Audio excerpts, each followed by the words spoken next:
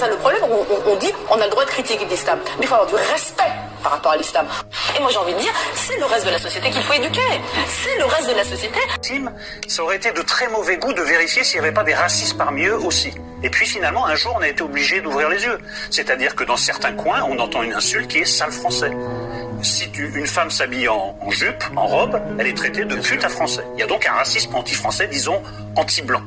Et moi, ce qui me consterne le plus, ça c'est des petits cons, et bon, il faut se les dire, mais c'est des petits cons, mais moi, ce qui me consterne le plus, c'est Thuram, qui pratique une autre forme de racisme. Il pratique la base même du racisme, qui est l'essentialisation. Pour lui, il y a les Blancs en général. Les Blancs forment un bloc.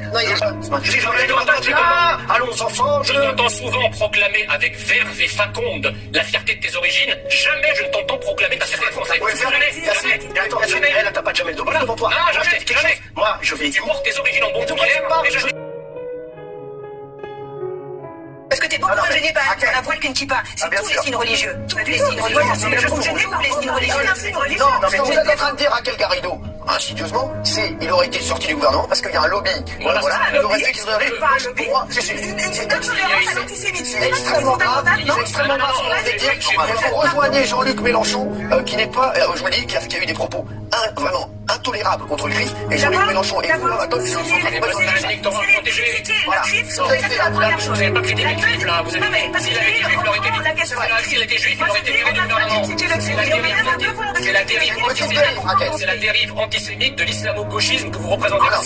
Vous avez un droit à protéger. Juste une question à vous poser. Ayez ce soir le courage de dire qui est responsable de la résurgence de l'antisémitisme dans notre pays. Ayez juste le courage de le dire ce soir. Ça dit résurgence parce que...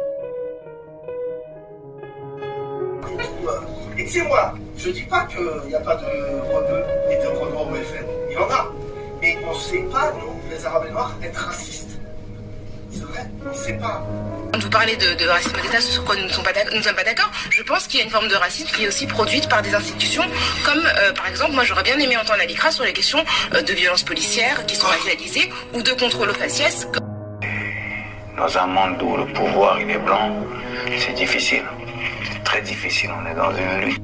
À qui il faut dire, par exemple, ne serait-ce que sur la question de l'histoire, c'est le reste de la société occidentale, enfin de ce qu'on appelle nous les sous-chiens, puisqu'il faut bien leur donner un nom, les blancs, à qui il faut